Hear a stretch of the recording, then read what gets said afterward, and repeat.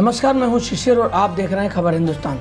तो चलिए नजर डालते हैं अब तक की खास खबरों पर। कांग्रेस पार्टी में होंगे बदलाव, लेकिन सोनिया गांधी ही करेंगी पार्टी का नेतृत्व। 5 राज्यों के विधानसभा चुनाव में करारी हार के बाद कांग्रेस कार्य समिति यानी CWC की बैठक हुई। बैठक में हार के कारणों की समीक्षा के साथ ही भविष्य की रणनीति पर मंथन हुआ।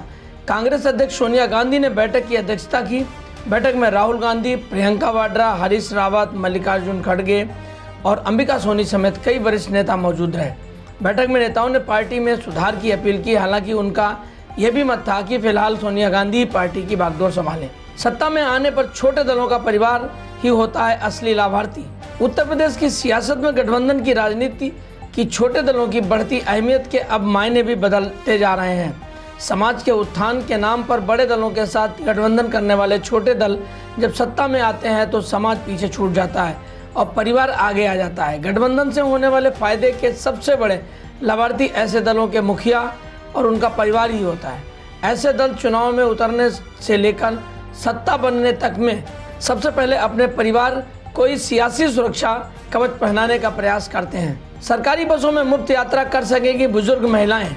शासन ने 60 वर्ष या उससे अधिक की उम्र महिलाओं को बसों में मुफ्त सफर कराने की कवायद शुरू कर दी है। इसके लिए यूपी राज्य सड़क परिवहन निगम ने सफर करने वाली इस आयु वर्ग की महिलाओं का सर्वे करने का निर्देश दिया है। क्षेत्रीय प्रबंधकों से रिपोर्ट मांगी गई है कि उनकी बसों में रोजाना कितने यात्री सफर करते हैं, उनमें सीनियर सिटीजन्स महिलाओं की संख्या कितनी होती है। क्षेत्रीय प्रबंधक सोमवार को यह रिपोर्ट मुख्यालय को भेजेंगे। घनघटा में सफाई कर्मी विधायक चुने गए गणेश चंद चौहान ने कहा, यह भाजपा में ही संभव।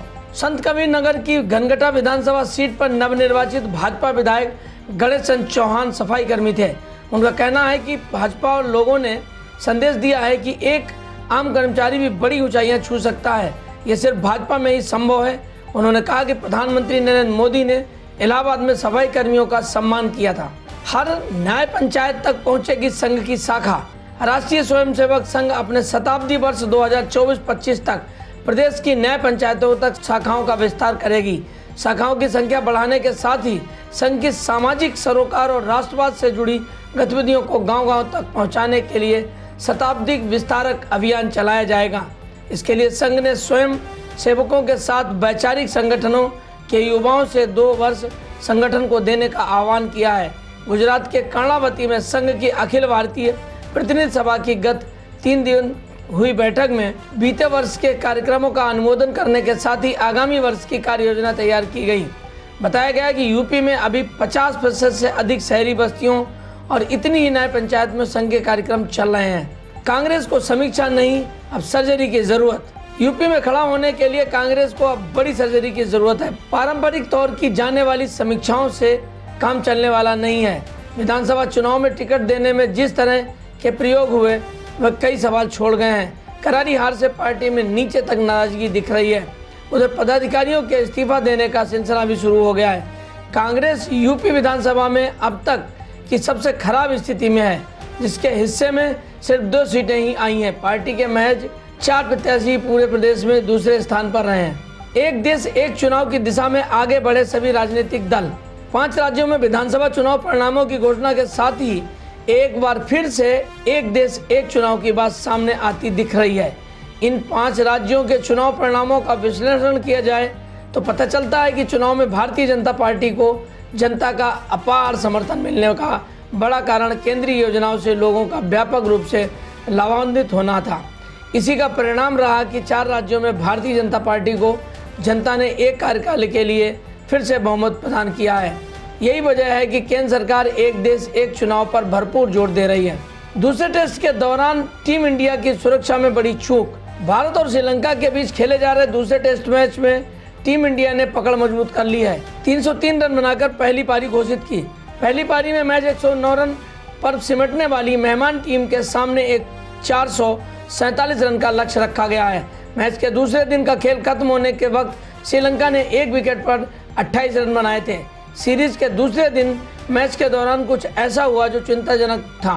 भारतीय टीम द्वारा पारी घोषित करने के बाद जब श्रीलंका की टीम मैदान पर बल्लेबाजी करने उतरी तो एक शख्स सुरक्षा को भेदते हुए खिलाड़ियों के पास जा पहुंचा।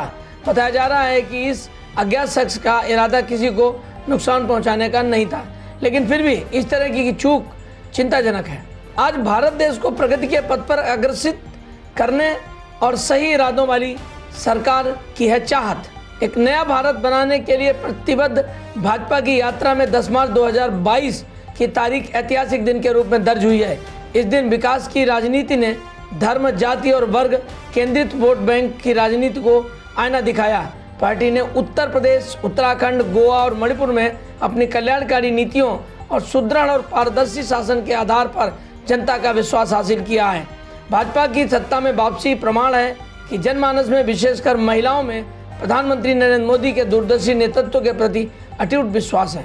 ऑपरेशन गंगा के तहत अब स्वदेश पहुंचे करीब 20,000 लोग।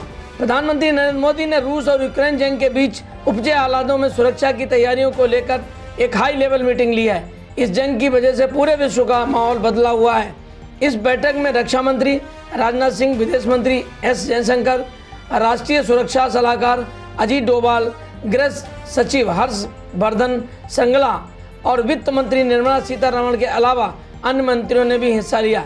इसमें यूक्रेन से निकलने और दूसरे देशों में फंसे भारतीयों की जानकारी ली गई। उन्होंने बैठक में शामिल सदस्यों को यूक्रेन में हमले के दौरान गोली लगने से मारे गए भारतीय नवीन शेखरप्पा के पार्थिव शरीर को स्वदेश वापस लाने के लिए हर संभव प्रयास करने का भी निर्देश दिया है। तो ये थी अब तक की खबरें। अगला अपडेट पाने के लिए बने रहिए मेरे साथ और देखते रहिए खबर हिंदुस्तान। नमस्कार।